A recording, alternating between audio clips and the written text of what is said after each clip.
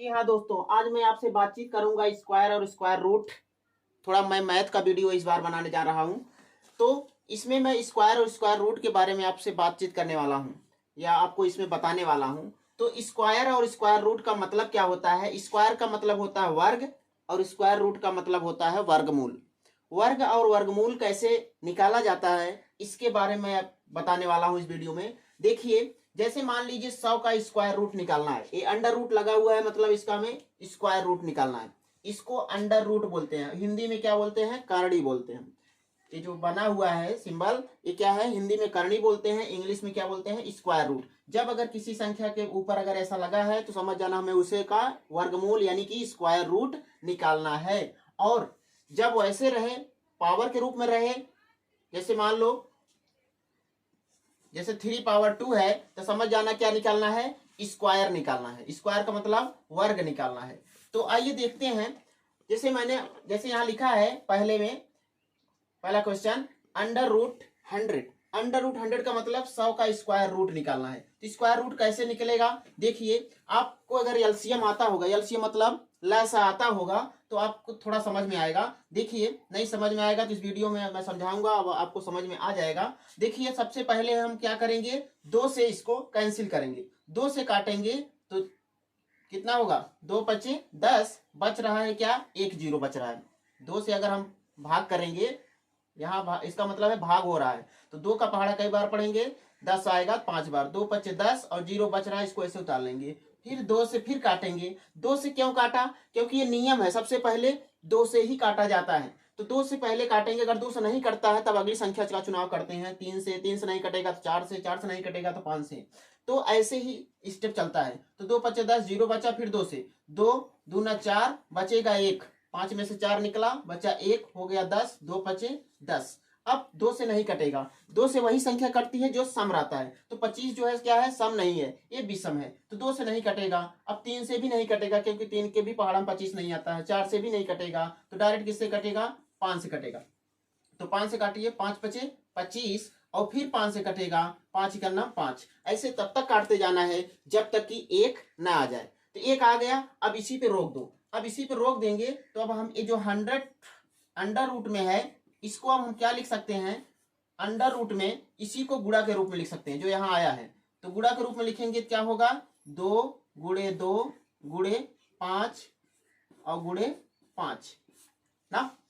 अब ऐसे हो गया। अब हमें देखिए, यहां अगर गोद में कुछ नहीं रहता है तो उसका हमें वर्गमूल निकालना होता। अगर यही गोद में 3 लिख दिया होता, इसको गोद पढ़ते हैं हिंदी में और इंग्लिश में लैप पढ़ते हैं, तो अगर यही लैप में क्या होता? 3 होता, तब हमें घन मूल निकालना होता। अगर कुछ नहीं दिया है तो हमें क्या निकालना है? वर्गमूल निकालना है। तो देखिए, वर्गमूल का मतलब 2-2 का जोड़ा। वर्गमूल का मतलब 2-2 का जोड़ा। तो 2-2 का जोड़ा बना लीजिए। एक इसका जोड़ा बन रहा है, एक इसका जोड़ा बन रहा है। तो 2-2 का जोड़ा जो बन रहा है उसमें से क्या करिए? एक अंडर रूट से क्या आएगा? बाहर निकल जाएगा। तो करनी से जब बाहर निकालोगे तो ये 2 बाहर निकलेगा, 1-2 लिखा जाएगा। जैसे 2 अंदर 2 रहेंगे, जोड़ा बन जाएगा, तो बाहर निकलेगा क्या हो जाएगा? 1 हो जाएगा। ये नियम है वर्गमूल निकालने का। और 5 जोड़ा बन रहा है, 5 बाहर निकलेगा, क्या हो जाएगा? 5। तो अब इन्हीं दोनों का क्या कर देना है? गुणा कर देना है। 5 का गुणा 2 में करेंगे, कितना आएगा? 10 ना। तो करनी में 10 का अगर हम वर्गमूल निकाल रहे हैं, तो सॉरी, करनी में अगर 100 का वर्गमूल निकाल रहे हैं तो कितना आ रहा है? 10। कितना आ रहा है? 10। ऐसे आप निकाल सकते हैं किसका? 144 का। तो 144 का आइए निकाल के देख लेते हैं। 144 तो कितने से कटेगा? ये 2 से पहले कटेगा। 2 से काटेंगे, 2 7 14, 2 दूना 4, फिर 2 से काटेंगे, 2 3 6, बचेगा 1, 2 6 12, फिर 2 से काटेंगे, 2 इकन्नम 2, बचेगा 1, 2 8 16, फिर 2 से काटेंगे, 2 9 18, फिर अब 2 से नहीं कटेगा, अब 3 से, 3 त्रिका 9, फिर किससे कटेगा? 3 से कटेगा, 3 इकन्नम 3।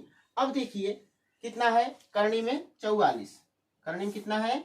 144, सॉरी 144 है। 144 को अगर हम गुणा के रूप में लिखेंगे तो यही जो है, ये जो सब है इसी को गुणा के रूप में लिख लेंगे। 2 गुणे 2 गुणे 2 गुणे 2, फिर गुणे 3 गुणे 3, ये गुणा के रूप में हुआ।